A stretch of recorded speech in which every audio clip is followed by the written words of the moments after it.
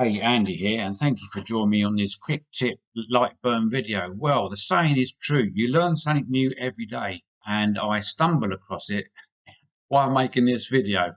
So I hope you find it of interest as well. Anyway, the main reason for this video is to use the arrow keys to position objects accurately. And in this video, I show you a top tip to get your movements down to 0.001 of a millimeter in my case. Just convert that to inches and you can see it's a minuscule distance. So let's get to it. Hello and welcome to another quick tip video on using LightBurn, and as the thumbnail suggests, it's all about how to position items accurately. So you may be aware that you can snap the grid and you can change the distance that the arrow keys make, and that is sorted by going up to here on the gear cog. Now your menus may look slightly different. I'm in version 2, so you may have a slightly different layout, but make sure you've got snap the grid on. Then if you're in millimeters or inches, your distances may change here, but I've got control and arrow at 0.01, arrow at 1, shift arrow at 5. I'm going to show you in this video a special key that I've only just found out about. So if we look at the orange box here, it's just fully floated in mid-air. And the first thing you need to appreciate is that we can position this with precise measurement. So the first thing you want to do is look at where this dot is in the series of 9 dots. And what that tells a LightBurn to do is where to position this box to. So at the moment it's central, so it's clicking this dot, but I generally use the bottom or the top. Let's use the top today. Now, if you click on this box, you must make sure you can see that blue ring. So if you start using your arrow keys, you can see it's going to move the box around and not the square. So you need to click back off the selection box, then click on your square. You can see this is now still selected in the corner that I want, but the blue circle's disappeared. So now let's look at where this box is. We can see it's at 50, almost, well, just above 50 and just under 40. So if we look at this actual grid the measurements, and you can see it's within 3 decimal places. If we want to move the top left hand corner to 50/40, because remember we've just selected we want to position it at the top left, if we type in here 50, you'll see it jump. And now the Y dimension, if we go 40, you can see it jump. So that means now that this corner, we zoom in as far as we can, is at 50/40. So that's the first thing you need to get used to using, how and where you want the shape to be positioned from. I do apologise about the sound. I'm actually on my laptop today away from home. If we just draw a square and then select it at the top left hand corner, because we've got snaps on, you can see the cursor has changed to a circle with crosshairs in. That means it will snap to the major grid lines. So that's another way that you can position your shapes to one of the major grid lines.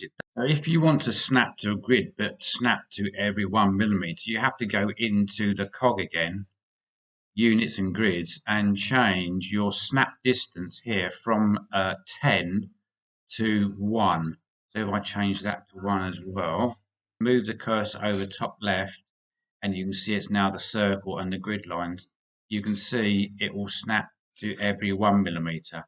Again, you can adjust that to however you prefer it, and I'm just going to turn that back to 10 and 10. And then if we run over there, it will snap there, snap there, snap there. So that's how you do snapping to a finer unit than the major units. How do you align two shapes together? So we click on this shape and you can see, if you're familiar with this menu here, which is the arrange long menu, and if you don't have that, just while we're here, click on Window. You might have arrange ticked and arrange long unticked. So you reverse that. So untick that, tick that, and you'll get the extended menu. But that's not really going to help us here today, because if we click on that, shift and then click on that, we can align to the top, but I can't find a way of using the arrange long menu to go vertical to vertical. It doesn't work. If you do this one, it will take it to the left hand side. So I'm going to do Control Z. So the only way I found to move this shape to touch this shape is select the one you want to move, shift select the one you want to stay, go to arrange, go to distribute, and move H together. The blue one is 30-30 and this one is 15-15. You can see they have touched, and if you zoom in as far as you can see they are touching one another, and it's dead on the 30 line. Let me just Control Z from that and get out from there. So you can use the menus here. So you've got this block of menus here. Now they're not active at the moment because I haven't selected anything. So let me just move this down here at the moment, and now you can see I've clicked on an object and these distributions, so it's the same as going arrange, distribute, and using that menu. You can see the icons are here. So what you can do, you click on that, then if you want it to move over to the far left, so when it finds the next horizontal, the next vertical line, you click on that one and it moves there. So going back to my previous example, if I do it there, so the squares, so the rectangles even are overlapping, then if I click that and use the same button, you see it goes to the next vertical edge that it finds. If I Control Z that, and then I move it down here, and you can see I've got a vertical line there. Do that one again, it will go to the line. If I do Control Z, get out of that, delete the line, then it should go again over to the far left hand side of the drawing area. So there you go. So if you now do this one, it will go up to the next horizontal line. So that's just an easy graphical way instead of going up to distribute, so arrange, distribute, and then using the icon. So I thought I'd just sew that in. So another way you can do it, it's the actual snapping to the shape, and I didn't know this could be done. So if I just drag this square out from there, and I'm going to check how I've got my snaps turned on at the moment. 10-10, yeah. So now this square is, let me just move it, is in the middle of a dimension. So let me see exactly where that top right hand corner is. It's at that position there. So if I now select this square and pick up the left hand corner, I can drag it in and it will snap again to the corner. Let me just see if we take it off and I'm pick it up there, it will snap to the side of the object, but it won't snap it to the top. You would have to go back to there and automatically add. That's interesting. You don't have to use this box to use that snapping. I've learned something today. See, if you just do it arbitrarily, you haven't picked it up at the corners. You have to pick it up at a corner. That will snap to the corner. You pick it there, you can see it's round. It will snap there.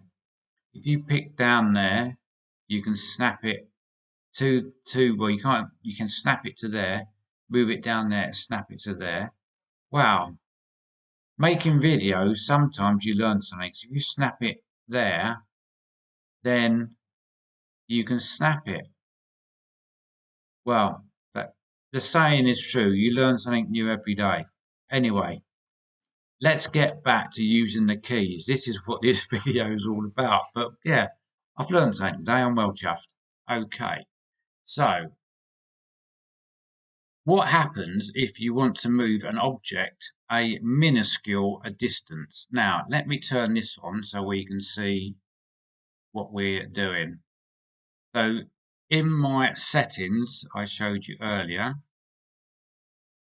shift arrow is 5, arrow is 1, control arrow is 0.1. So that again is already a very small distance, but you only go to 2 decimal points, and I'm working in millimeters here. And just for this video, I've got my grid set on high contrast. So let's see what we're doing here. So let me just move this slightly up away from the square. So if we got this square, if we do the arrow, it will move 1 millimeter. Now, if you look at the positioning, if I go back 1 millimeter, you can see the position here is 50-30 because we've selected the top left here. If I do a right arrow key, it's moved 1 millimeter and it's telling you now it's 50-30. Sorry, 51-30. If you go down 1 arrow, it's 51-29. That's moving, as it says here, 1. If you do, let's just move it back so we keep the units easy to understand. So if I now do shift an arrow, you can see it's moved 5, and you can see if you zoom in on this grid line, it's 5, and here it's 55. And if I go down 5, shift down arrow, it's gone to 25. That's all working well.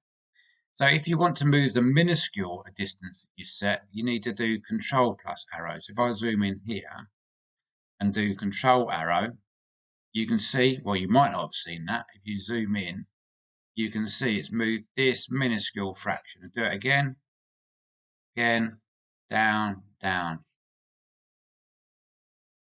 So that's the way to do that. And if I zoom in here and turn on these so you can see them here, I've just drawn out the thick lines here are the whole units, so that's 1 centimeter, that's millimeters, and then this is 0.1 millimeters, and then this is 0.01 millimeters.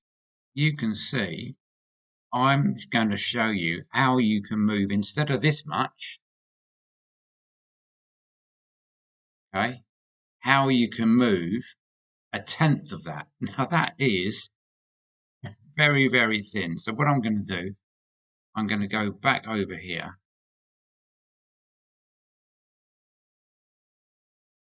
I'm going to zoom in as much as I can. Okay, so this is 0.01 millimeters control. And if I go down, you can see that is 10. Now I've already prepared, as you can see on the screen, lines there at 0.001 millimeters. If I go back up, and the way you get that, which isn't in the menu system, but it is in the documentation of LightBurn, if you press Control Shift and down arrow, you can see, I can't zoom in now, I'll zoom in post processing, it's moved that minuscule amount, and you can see there, if I go back up, so I'm Control Shift and back up, that's 30. If I just do Control and down arrow, you've moved that much. But if you want 1/10 of that, you have to do Control Shift arrow, and it goes down. You can see the numbers here going down by 0.001 at a time. Anyway, that's how you use one of the hidden features in LightBurn. I am no expert. I am still learning LightBurn. I do a lot of my designs in CAD because a lot of mine are 3D assemblies. So I need the facility of working in 3D space rather than doing 2D space. Although I do sort of standard 2D figures and text in LightBurn because it's just so easy. Anyway, let me know what you think. Let me know whether you found this helpful. Hopefully I've kept it in within the 10 or 15 minutes, whatever I said I was going to do at the beginning. And so the special key here is using the control plus the shift button. and you'll get this special 0.001 increment. Anyway, that's Andy, as ever, wishing you a great afternoon. Continue to make that safe, happy smoke, and perhaps you'll join me in the next video. Cheers for now.